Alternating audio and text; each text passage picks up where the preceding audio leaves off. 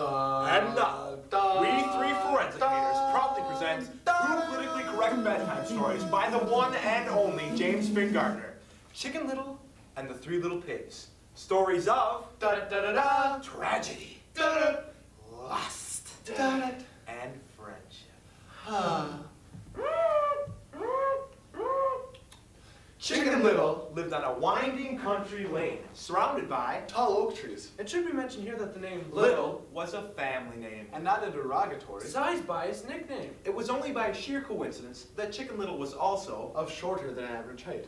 One day, Chicken Little was playing in the road When a gust of wind blew through the trees, an acorn was blown loose and hit Chicken Little squarely on the head. Now, while Chicken Little had a small brain in the physical She sense, did use it to the best of her abilities. so when she screamed, The sky is fine, the sky is fine! her conclusion was not wrong or stupid, or silly, only logically under-enhanced. Chicken Little ran down the road until she came to the house of her neighbor, Henny Penny. who was tending her garden. This was a simple. Yeah, for heels, you need to look good. People really notice that. And it's not have to have the perfect colors. They're not vampy. Again, they're interchangeable. Right. Toes, you can layer them with other colors. And you know what? I know.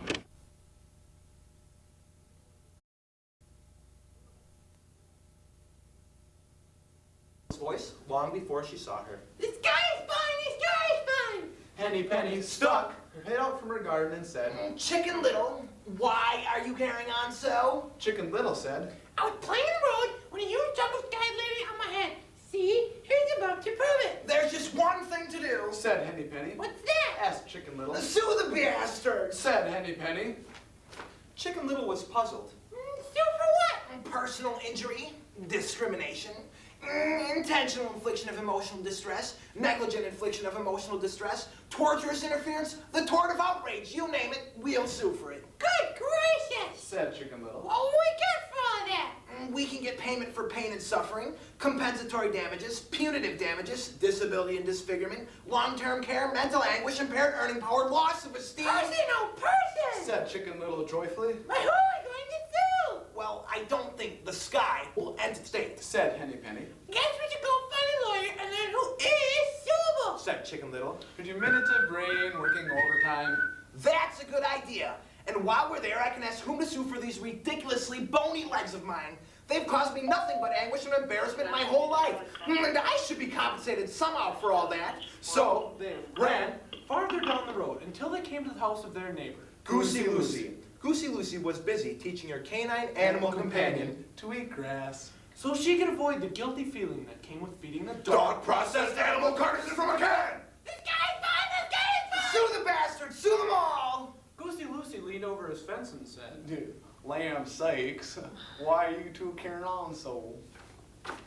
I was playing in the road and a piece of sky fell on my head. Explained Chicken Little. So we're going to find a lawyer to tell us whom we can sue both for her injuries and for my bony legs. said Henny Penny. Oh, good. Can I come and sue someone for my long gangly neck? You know, nothing really flatters it, so I'm convinced there's a conspiracy within the fashion industry against long neck waterfowl. So the three of them ran down the road. looking for legal assistance. The sky is fine, the sky is fine! Sue the bastards, sue them all. Smash the conspiracy and smash it. Farther down the road, they met A foxy loxy. Who is dressed in a blue suit. And carried it. briefcase. He held up a paw to halt the entourage. And what are you three doing on this lovely day? Asked, A foxy loxy. we're looking for someone to sue, they shouted in unison. What are your grievances? Personal injury, discrimination, intentional infliction of emotional distress, negligent infliction of emotional distress, tortious interference, the tort of outrage. Oh, yes, yes, the three said excitedly. All that and more! Well, then you're in luck. Said, Foxy Loxy. My caseload has just eased up, so I'll be able to represent you in any non-lawsuits you can manage to bring. The trio cheered and flapped their wings. Chicken Little asked. But who are we going to sue? Without missing a beat, Foxy Loxy said. Who are we going to sue? Three hapless victims such as yourselves will to find more guilty parties than you can shake a rag. Now, let's all step into my office so we can discuss this further. Foxy Loxy walked over to a small black metal door that was in the side of a small hill nearby. Step right this way. he said as he lifted the latch. But the black door wouldn't open. Foxy Loxy. Tugged on it with one paw, then with both. It still wouldn't budge. He Yanked and pulled violently, cursing the door. its mental abilities. Sexual history. Finally, the door swung open, And a huge ball of fire shot out. This was really the dawn of Foxy Loxy's oven! but unfortunately for him, The ball of fire engulfed his head. And up every hair and whisker. and left him totally Catatonic. Chicken Little. Penny Penny And, Goosey Lucy. ran away, thankful they had not been devoured. however, The family of Foxy Loxy caught up with In him. addition to suing the manufacturer of the oven door on behalf of Foxy Loxy, the family brought suit against the 3 previously named Barnyard Fall. Claiming entrapment, reckless endangerment, and fraud. the family sought payment for pain and suffering, Compensatory damages. Punitive damages. disability and disfigurement, Long-term care. Mental anguish. impaired earning power, Lost esteem. And the loss of a good dinner. The 3 birds later brought a countersuit. And they've all been battling in court. From that day, To this. 1, 2, 3, and 4. And now, Big Top Entertainment presents a story of 3 little pigs and a big bad wolf. So sit back, relax, and you enjoy the show. Hey! Once there were 3 little pigs. Who lived together in mutual respect and in harmony. Harmony. with their environment. Using materials that were indigenous to the area. They each built a beautiful house. One pig built a house of straw. One a house of sticks. And one a house of dung. Clay. And creeper vines. Shaped into bricks. And baked in a small kiln. When they were finished, The pigs were satisfied with their work. And settled back to live in peace and self-determination. but their idol was soon shattered. One day, along came a big, bad wolf. With expansionist ideas. He saw the pigs and grew very hungry in both a Physical and an ideological sense. When the pigs saw the wolf, They ran into the house of straw. The wolf ran up to the house and banged on the door, shouting, little pigs, let me The in. pig shouted back. Your gunboat tactics hold no fear for pigs defending their home and culture. but the wolf wasn't to be denied what he thought was his manifest destiny. So he huffed and puffed and blew down the house of straw. The frightened pigs ran to the house of sticks. With the wolf in hot pursuit, Where the house of straw had stood. Other wolves bought up the land and started. on the plantation, man.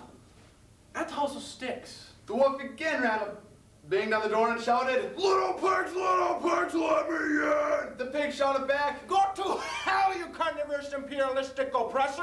at this. The wolf chuckled condescendingly. He thought to himself, They are so childlike in their ways. It would be a shame to see them go, but progress cannot be stopped.